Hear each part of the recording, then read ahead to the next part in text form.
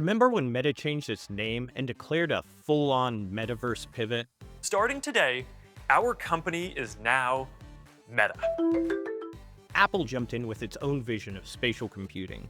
Billions of dollars were poured into this development. Entire divisions were created. This wasn't a side project, it was supposed to change everything.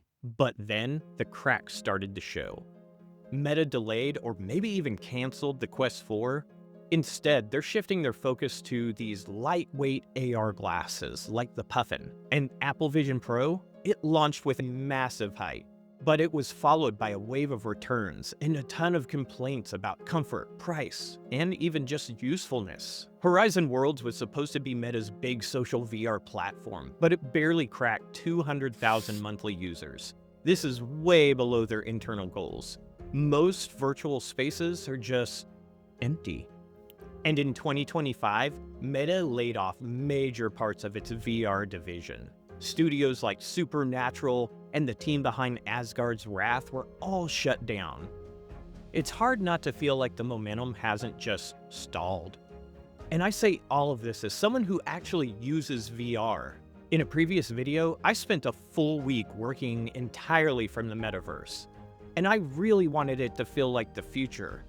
But honestly, it didn't improve anything. Meetings weren't better. My focus wasn't better. In the end, it just felt clunky, distracting. And by the end of the week, I just wanted my laptop back. It was supposed to be the next big step in productivity. Instead, it was just an expensive, sweaty version of Zoom. But not everything in VR is bad. In fact, gaming in VR is fun, and it's the reason that most of us enjoy it still. But the one thing that surprised me the most is how much fun it is to exercise in VR. I tried working out in VR, and that was, well, frankly, incredible. VR boxing turned out to be some of the best cardio that I have ever done. And I mean, out of anything ever. I was sweating, I was moving, laughing, and actually looking forward to exercising. It was immersive, fun, and effective. No meetings, no avatars, just music, movement, and a lot of virtual punching. All that made me realize that VR isn't just totally broken, it just hasn't found the right use case. So is VR dead? Well, not exactly. But it's definitely not where the momentum is anymore. Meta has started betting on things like AR glasses. Apple is shifting its attention more towards AI, and even companies that still believe in spatial computing are rebranding and retrenching. And yet, they're all still spending. Meta has burned through over $68 billion with a B in Reality Labs alone. Just this year, Meta showed off two new research prototypes at SIGGRAPH, the Tiramisu and the Boba 3. These headsets aren't for consumers, they're experimental rigs designed to push the boundaries of immersion.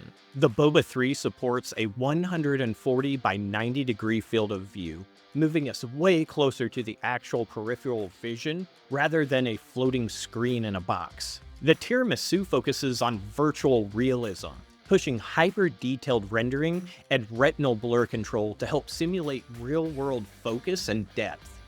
It's about creating a VR image that looks natural to the human eye. These prototypes show that Meta is still serious about solving VR's hardest problems, and they're not giving up on the dream.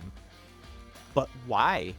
Because the dream of VR still has potential, and the tech industry needs it to evolve. We're not lacking content or imagination. We're lacking hardware that makes it feel like someone is right there with you, not just a floating cartoon torso. So is VR dead? No. But it's definitely not what we were promised.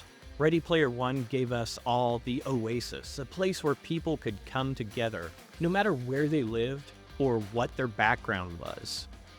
But what we actually got was just a handful of floating torsos and a cool boxing app.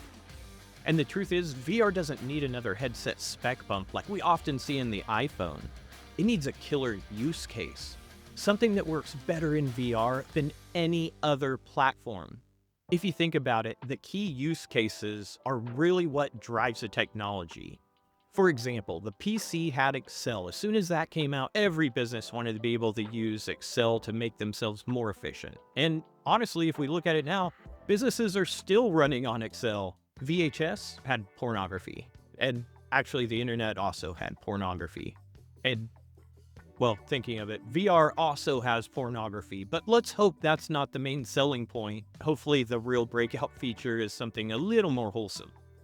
Something like being able to feel truly connected to someone all the way across the world.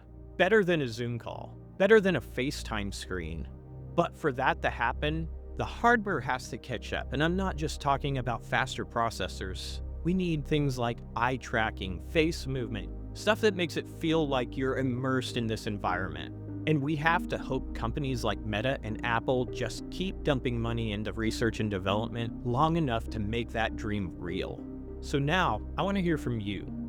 What would it take to get you back into VR? What is the one thing VR is missing right now? Let me know in the comments, and remember, I read every single one of them. For now, keep learning, keep exploring, and as always, stay nerdy.